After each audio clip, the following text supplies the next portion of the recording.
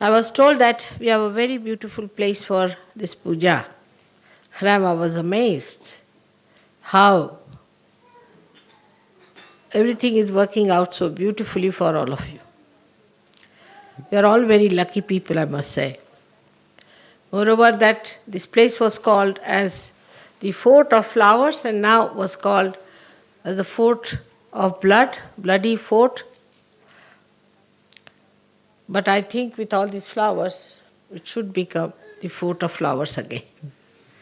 It's a very, very beautiful place you have come to. The vibrations are also very good here. I've been always wondering why Germany was called as Germany. Germ means sprouting. Any germ of anything means the sprouting of it. Germinate means to sprout. The sprouting of Sahaja Yoga, as I told you many a times before, once taken by Germans, will be reaching its epitome, its highest point. We have had lots of ups and downs, doesn't matter. It's a difficult place.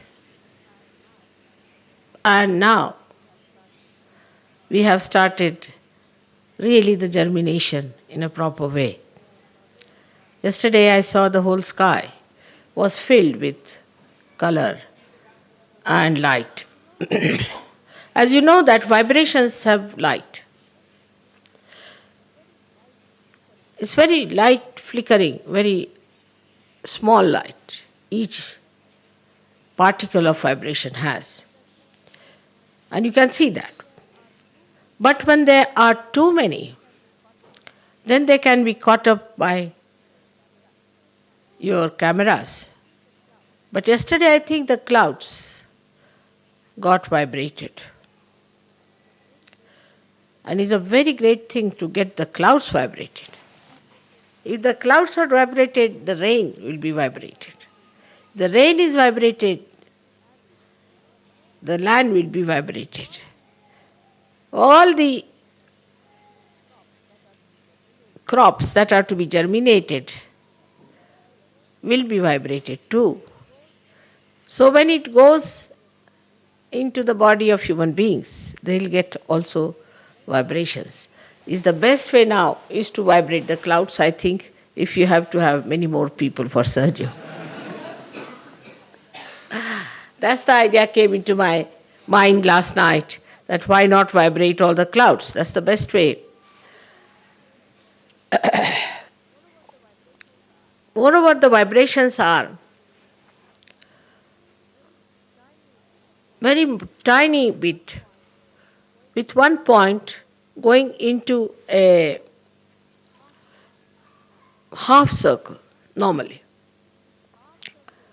This half circle then combines to make Om sometimes. Sometimes it makes a chain. Sometimes it gathers together to make crosses. But the basic thing about them is that they can think. And think very fast, much faster than human beings can think. And they are extremely collective, extremely collective. So they move together,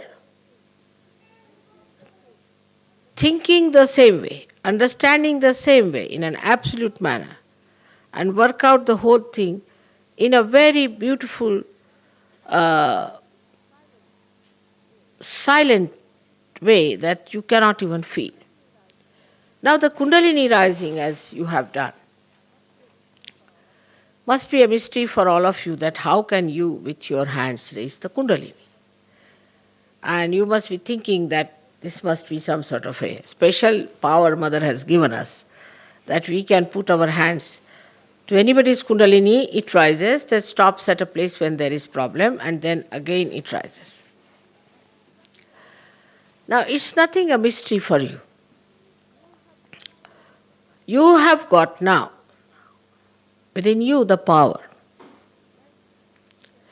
Like you can move the water, you can move the matter, you can move all those things.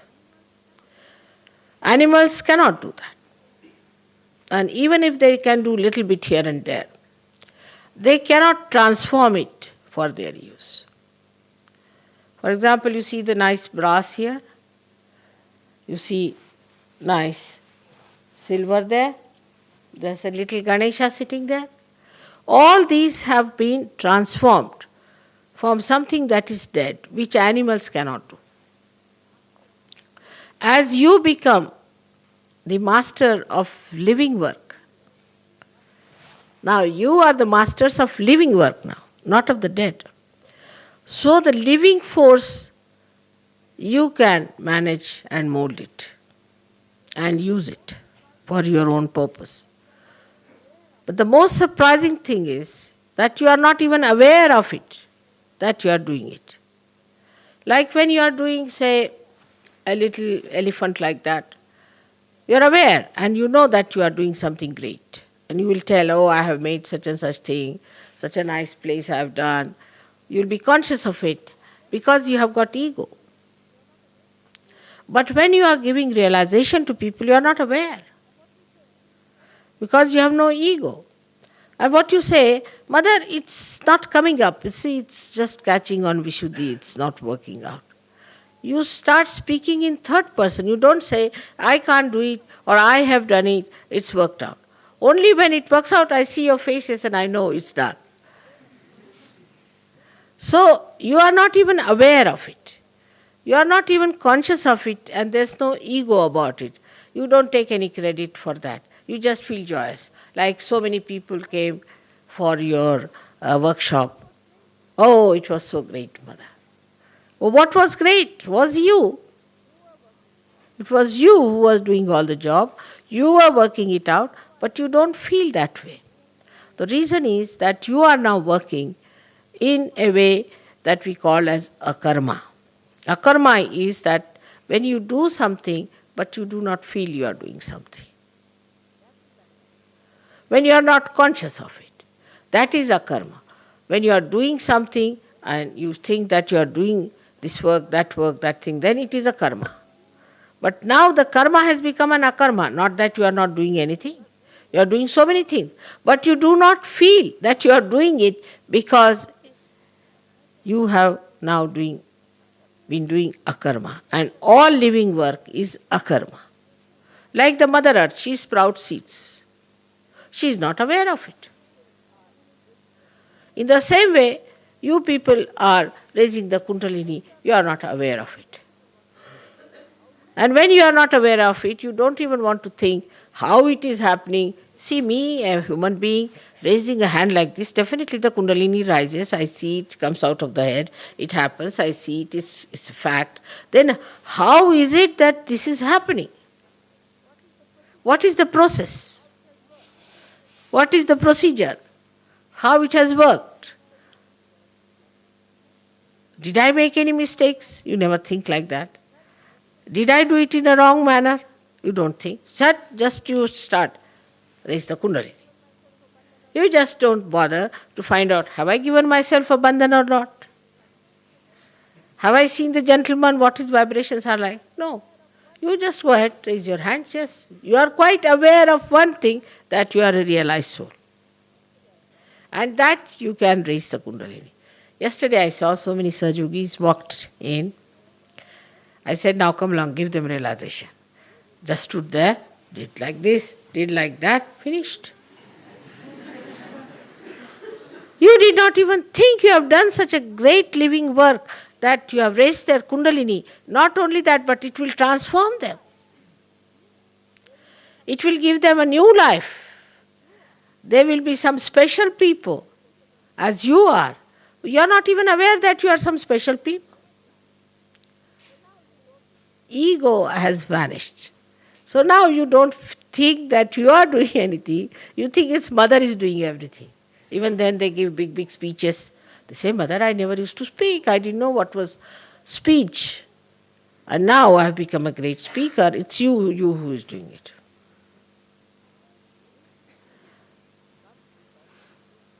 This feeling comes because there is no ego anymore left. Now, if you see in the water, if you put a drop, it becomes an ocean, no doubt. But it's not aware of it that it has become an ocean. It moves with the ocean. But supposing you see a fish is free. If she wants, she can move this way, she can move that way, she can jump up, she can drink the water, she can do what she likes. But a drop cannot. Drop has to be part and parcel of the whole. So that was the intermediary stage when you were animals. Animals were under pash, under the bandhan of God. So they were doing exactly what was to be done. Then you became human beings, where you had complete freedom to use it as you liked. If you wanted to go to heaven, go to heaven. If you want to go to hell, you can go to hell. It's all open to you. But now, after becoming realized souls, you have become absolutely free people. But in that freedom, you feel me being there. Now, what is this? Am I trying to tie you up with something? Or am I giving you some chains? Or am I guiding you? Or am I all the time sort of a person with a gun behind you? Do this, otherwise this will happen. That is not so. So what is this new thing that is happening to Sahajogis? Is to be understood fully. The new thing is like this. Like a fish goes everywhere, does everything, but has no discretion. Doesn't know which way to go, what to do, sometimes get caught up into the net of a fisherman. It can be eaten up by another big fish. It can be destroyed any time. It may just crawl onto the shore and get finished. So the fish has no discretion. But it has some innate knowledge to save itself from dangers. Now you don't have any innate knowledge about it. How to save yourself from dangers, how to save yourself from troubles. No innate knowledge like that you are cautious, you shouldn't walk this way, you shouldn't go like this, you shouldn't give vibrations to somebody, you should not treat somebody. No, that's not there. Innately, you don't have this knowledge that we should try to save ourselves, we should go from the right side, not from the left side, it should be inauspicious. Not so much. Still you will always do right things. Whichever time you will choose will be the right auspicious time. You don't have to consult books for that. Like once it happened in Lonavala, we had a puja. And it was to be at 10 o'clock, as it was here. I wouldn't go for my bath for quite some time. And they were quite upset. Mother, what's the matter? And I said, it's all right, let's go ahead. And I was talking here, there. Then I went for my bath at about 11 o'clock. When I come back, it was 12 o'clock, the sun had gone to the other side. So they said, they were a little upset. I said, now, bring the panchang, the one where all the timings are written about the moon. So, till 11 o'clock, there was Amavasya. Amavasya is the day when there is no moon in the sky. So, I can't take my bath in Amavasya. And you cannot have puja otherwise. So, I had to wait. They were amazed. They said, we had consulted the panchang. I said, which one? And you see, they were surprised that how is it that mother could tell about Amavasya and this and that. Because the discretion the knowledge of discretion is built within you. So whatever you do, whatever way you work it out, is built in within you. You know how to do it. For example, for a human being, if you prick him with a pin, immediately his hand will lift it. Who has told him to do that? Who has taught him to do that? No. In his consciousness it is built that once you are pricked, immediately your hand will go up automatically with a reflex action. So the reflex action to auspiciousness, reflex action to your savings, reflex action to everything is built in within you. And once you become a Sahaja Yogi, immediately you will start giving yourself a bandhan, you will start giving others a bandhan. You don't have to think about it. Reflex action. You will do whatever you will do will be auspicious. Whatever you will do will be beautiful. Whatever you will ask will be beautiful. Like this place you've got it. And people are amazed. How do we get it? But in the beginning, you have to develop, you have to mature. Unless and until you are matured, you do not get that discretion.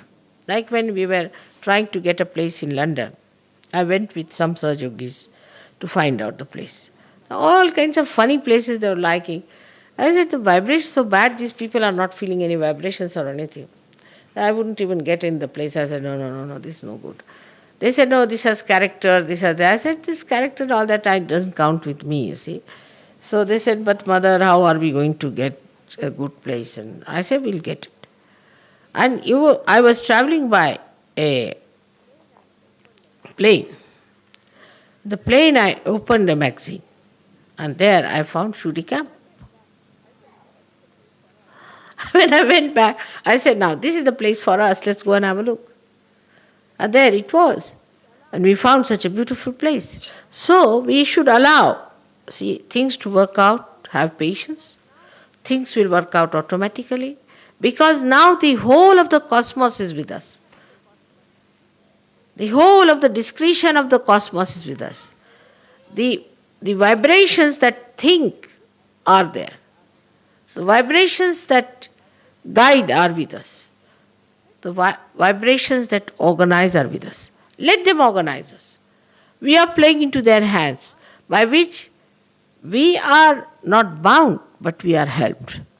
Like supposing you have a baby, you have to look after the baby. But if there's somebody, she says, all right, let me look after your baby. So it's all right. Then you go to sleep. There's somebody who says, all right, don't you worry, I'll make a nice bed for you. So he said, all right. So they make a nice bed for you. Then you sleep there, there's somebody to cover you. Nicely you are covered. Then they say, all right, you have to now go for your bath. See, the bath is ready for you. Come along, have your bath. Then you want to have your pujas. All right, there's a nice place for you. Come along, have this nice place. You want to have an ashram. All right, there's a nice place for you available. Have it. So it is not that you are bound by them. This is the point I am trying to make. But you are invited. You are treated with great respect and regard, and everybody at your service. You say, mother, you come in my head, I'll come in your head. If you say, come in my heart, I'll come in your heart. You say, come in my hands, I'll come in your hands. So the whole of the cosmos is at your service. As if you are on the stage now, doing the job for me. Now to think that you are under bondage is a wrong thing. There is no bondage. On the contrary, the people who are ganas, who are angels, who are deities, are anxious to do whatever is possible to please you, to keep you happy. If you say now the Kundalini has to raise, all right, they are all there to help you.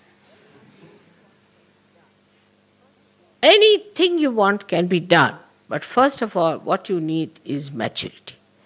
And for maturity, one has to understand that there is a culture of the spirit. As we have human cultures, we have culture of the spirit, which must be imbibed.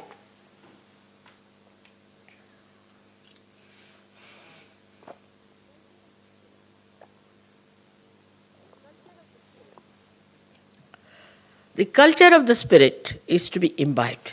If you go according to the culture of the spirit, then You cannot have problems. And the foremost thing in the culture of spirit is that you must respect yourself because you are an yogi. Second thing is you must respect other yogi because they are yogis. Like I have told you before in Ganpatipuram, there was one tailor, Namadeva, who was a saint. And he went to see another one who was just a potter. And the potter was mixing the mud with water with his feet. He was working there. When Namdeva went and saw him, he saw him and what he says, Nirgunacha bheti alo sagunashi. Meaning, I came to see here formless, the vibrations, the chaitanya, formless, nirguna. I came to see a nirguna, meet nirguna. But here it is in sagun. You are the one who is in form of that chaitanya. What a praise. Just think. One Sahaja saying to another, oh God, I just came here to meet the nirguna, the nirakara. And whom do I meet here is the saguna, is in the form. In the form, in you, I see nothing but chaitanya. That is the respect of the another yogi or understanding. Namadeva was a ordinary tailor and was not a Brahmin, so he was not treated very well by other Brahmins. And he had to go to Punjab, or it was said that he was called to Punjab, and he went to Punjab, where Guru Nanak saw him. And Guru Nanak said that a great saint has come to us. So he kept him with him. And he said, you better learn Punjabi, because here the people don't understand Marathi, so learn Punjabi. And make your poems in Punjabi language. And he started making poems in Punjabi language. Now I have got Namadeva's Gatha, is so big as that, his book. Half of it is all Punjabi language. And then the poems he makes are so beautiful. They are sung in the Guru Granth Sahib they have in the temple. You know, in all these big temples of Gurudwaras, of the Sikhs, they have Guru Granth Sahib. There the Namadeva is occupying at least 1/10 of the Guru Granth Sahib. And there's also Janabai, another maid servant who was working with this Namdev. Her poems are also there. So how they were respected by each other and how they understood each other was something so great. But now it is just the other way round. The people who are false, who are wrong type of people, who are making money out of God, who are deceiving people, who are bringing all wrath and also all the negativity to this world, to destroy this world, are respected by common people. But the Sahajogis must respect another Sahajogi till he is a Sahajogi. As long as he is a Sahajogi, he must be respected and understood. It's very important. This is the culture of the spirit. In that, we respect all those who are spiritually higher. Like talking about God, we cannot say things which are not proper. Like we cannot say that God is mischievous. We cannot say. We are saints. We have to be very respectful to God. Any place which is sort of representing God also must be respected. Everything that is godly must be respected. Because that is the culture of the spirit. It respects all that is godly, all that is auspicious, all that is beautiful. In the culture, we do not see superficial things. In this culture, we do not yield to anything because it is expensive or it is with such pomp and show or publicity. What we see in this culture is how far it is joy-giving. Even a small betel nut If somebody gives me with love, I'll keep it with me. And even if you give me diamonds without love, I have no value for them. They will be lost or they'll be finished, good for nothing. So the love that you put into everything makes you a Sahaja. How you talk to each other, how you deal with each other, how you look after with each other, how you communicate your love in a pure manner. Say, a Sahajogi should think, oh, I must take this present for other Sahajogis. I'm going there, then that I'll meet that Sahajogi, he'll be there and he'll be there. And just like your brothers. Say, after such a long time I'll be meeting him, and it will be such a nice thing to meet him and talk to him and enjoy him, and sometimes also pull his legs and have a nice fun at him. But the whole culture is of love. And if you do not have that sense of love, if you are a dry person or a morose person or an unhappy person, then remember, you are not a Sahajogi. A Sahajogi has to be a smiling, enjoying personality, making others happy. That's the main attitude, main concern should be. Next time I'll be speaking about the spiritual culture in Diwali when you will be there. But this is the beginning. I have started talking about the new culture that we have to accept. In expressing our love, we should not be ashamed. We should not feel shy about it at all. We are expressing our love, and love must be expressed. There's no harm in expressing our love. But it happens that in the beginning we feel little shy, we are conditioned how to express. People will misunderstand and they will think that we are wrong type of people. No, we are special people. We have to make the whole world. They are not going to make us. We have to create the new world and they have to follow us. We are not going to follow them. We are the makers of kings and we are the makers of queens and we are the makers of everything. So we have to work it out that way. We don't have to bow to their ways and methods, but we have to patronize and look after them when they come to us first.